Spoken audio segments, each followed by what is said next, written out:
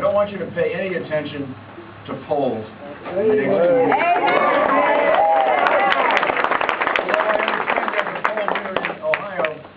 Today that shows that John McCain once again is ahead.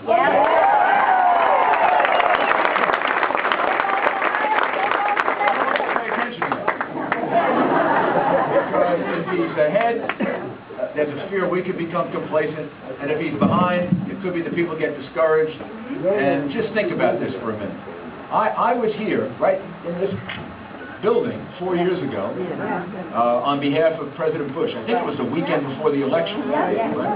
And that weekend, the media had already elected John Kerry. In fact, on Election Day, they were talking about John Kerry's cabinet, and John Kerry was going to win on Election Day, according to their poll, by 6 to 8%. They can be wrong on Election Day by as much as 6 or 8%. If their anxiousness and enthusiasm for electing a liberal Democrat is so great on Election Day, they can be that far wrong. And just where do you think they are 2 weeks before? So don't worry about it. Don't let them psych you out of doing your job, which I don't know if that's the purpose of it, but it could have that impact. And we're going to win this election.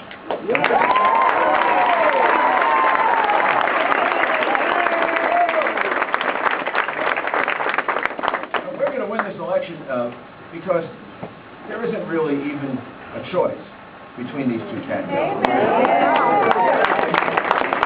I don't care if you're a Republican, a Democrat, a liberal, a conservative, or if you're almost anything except maybe a socialist.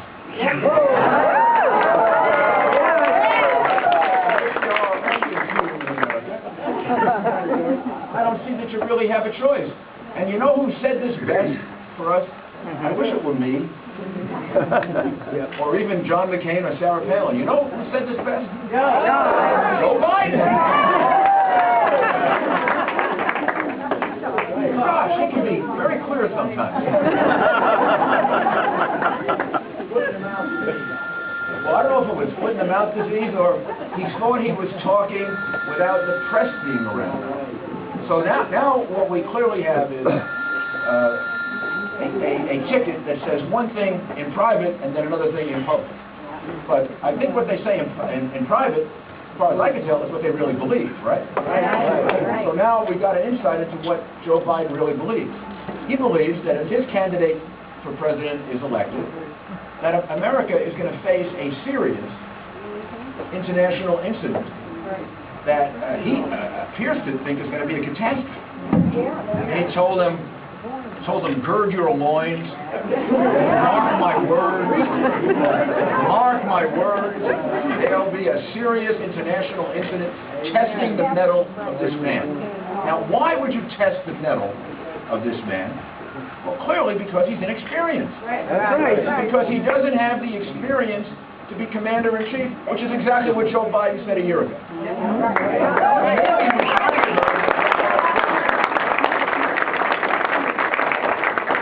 And then he compared it to John Kennedy, who was tested by the Soviets.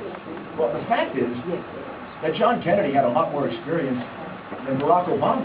And it is true that Barack Obama, I said this at the Republican convention, I've been saying it from the time that I was running. Barack Obama is the least experienced candidate for president. All right.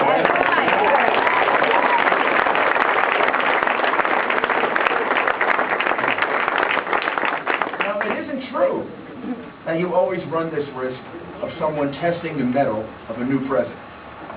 No one tested Ronald Reagan's mettle. No one tested Dwight Eisenhower's mettle. No one ever thought of doing that because they knew what they had in Ronald Reagan, years of writing and speaking about foreign policy and military policy, years of being governor of California and standing up to the riots and standing up to the disorder that was going on in California at the time. And in Dwight Eisenhower, they knew they had the man who helped to win the Second World War. Well, I say to you that that's the kind of man, it's not exactly the same, everybody's a little different. That's the kind of man we have in John McCain. This is a strong man. This is a man who's gone through things that most people wonder, could they go through? Could they handle with the courage and the strength that he handled it?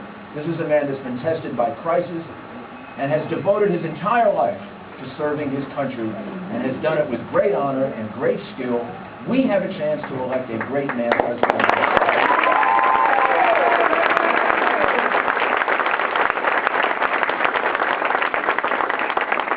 We're not going to let him down, and we're not going to let the country down. This is not just the things that are inadequate about Barack Obama. If he's the least experienced candidate in the last 100 years, John McCain is one of the most experienced and one of the best.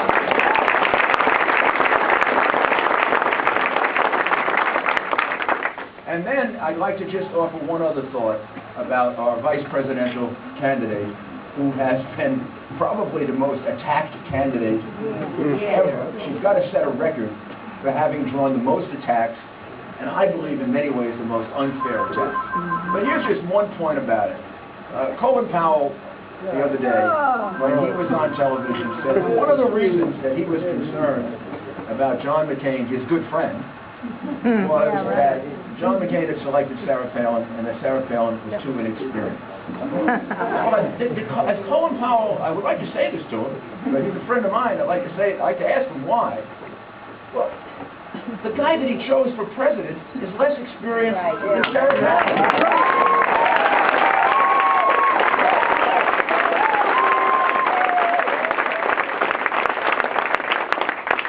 His choice, Barack Obama, has never run a city, he's never run a state, he's never run a business, he's never run a military unit, he's never run anything. We're going to put him in charge of America at a time of crisis, at a time of peril, at a time of difficulty.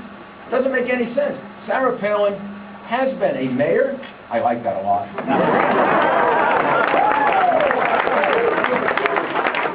Because I know you can't get away with anything when you're a mayor. And in some ways, the smaller the town, the tougher it is. Because your best friend can walk in and say you're doing a terrible job. In New York City, everybody tells you that. And she's been a governor. Not just a governor, one of the most successful in the country and the most popular in the country. So don't tell me she's not qualified.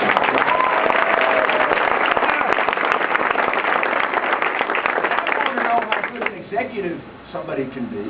I go take a look at what they're doing in their hometown, in their home state. And the people of Alaska told us what they think of Sarah Palin, not only in electing her, but in saying that she's doing a very, very good job. I have respect for the people of Alaska. I think they know Sarah Palin better than anyone. And what they're telling us is they have one of the best governors in the United States. One of the best governors in the United States, it seems to me, can be one of the very best vice presidents that we'll ever have.